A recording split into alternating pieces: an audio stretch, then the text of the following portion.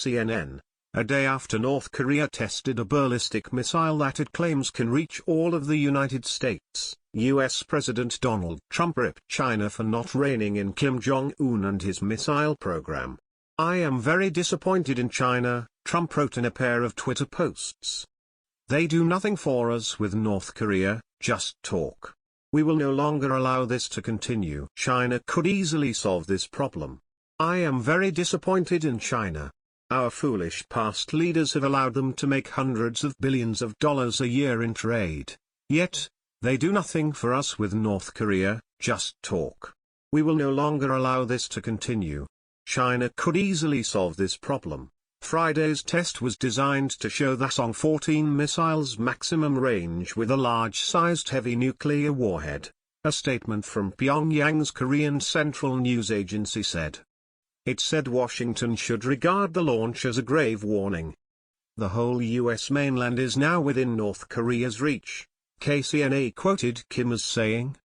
The North Korean leader called Pyongyang's weapons program a precious asset that cannot be reversed or replaced, according to the agency. On Sunday, North Korea said it will respond with firm action if the U.S. continues to pursue sanctions against it, according to KCNA, quoting a foreign ministry spokesman. "The U.S. needs to stop with its delusion of trying to harm us, by clearly understanding the strategic status of the DPRK, which soared up as the world's nuclear and missile power, and our military and people's strong will to revenge our enemies to destruction," the spokesman said. "If the U.S. continues to frantically cling on to the so-called strong sanctions and military adventures against us, we will respond with firm action of justice that we had already made clear," the spokesman added. Weapons experts say if Friday's missile had been fired on a flatter, standard trajectory, it would have threatened major U.S. cities. Los Angeles, Denver and Chicago would all be well within its range, with the possible ability to reach as far as New York and Boston, according to David Wright, a missile expert at the Union of Concerned Scientists. However, early analysis of Friday's test cannot determine how heavy a payload the missile was carrying in its warhead. Wright said, "The heavier the payload, the shorter the range. But if North Korea's assertions about Friday's test are true, Pyongyang may be even more advanced in its missile program than previously thought."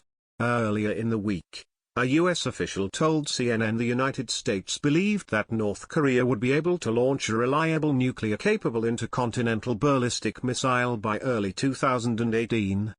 The official said that while North Korea can currently get a missile off the ground, a lot of undetermined variables remain about guidance, re-entry and the ability to hit a specific target. China, a longtime North Korean ally, issued a statement Saturday condemning the missile launch and asked Pyongyang to stop taking actions that would escalate tensions on the Korean peninsula.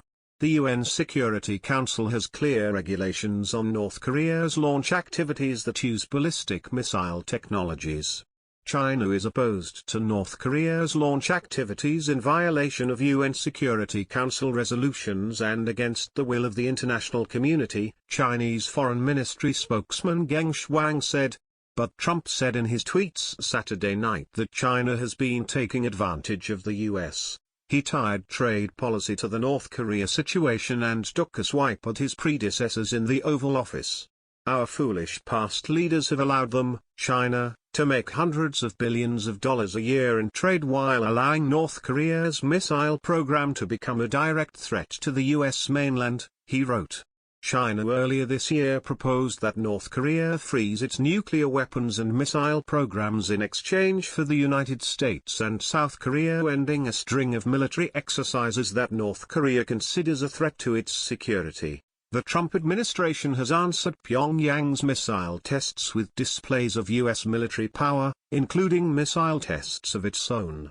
On Sunday, the U.S. Missile Defense Agency announced that it had conducted a successful test of its Terminal High Altitude Area Defense THAAD system in Alaska, intercepting a medium-range ballistic missile fired from a U.S. military aircraft over the Pacific Ocean. It was the 15th such test, continuing another trend, The U.S. on Saturday sent two B-1 bombers from Andersen Air Force Base in Guam on a 10-hour round trip over the Korean peninsula in what the U.S. Pacific Air Forces called a direct response to the North Korean missile test. The B-1s teamed up with Japanese and South Korean fighter jets to test combined capabilities during the mission, the U.S. military said in a statement. Diplomacy remains the lead. However, we have a responsibility to our allies and our nation to showcase our unwavering commitment while planning for the worst-case scenario. If called upon, we are ready to respond with rapid, lethal, and overwhelming force at a time and place of our choosing, General Terence J. O'Shaughnessy, Pacific Air Forces commander, said in the statement. While Washington continues its military pressure, it has also asked China to pressure North Korea economically to cut off its access to foreign currency. Beijing says it has slashed imports of coal from North Korea, but trade between the two countries is rising. Trump criticized Beijing over the North Korean trade situation via Twitter in early July. So much for China working with us, but we had to give it a try. He tweeted. Zhang Bui, a professor of political science at Hong Kong's Lingnan University, said Saturday's tweets from Trump show his policy on North Korea has been a failure. Trump has cornered himself on the North Korea issue. Now how can he climb down?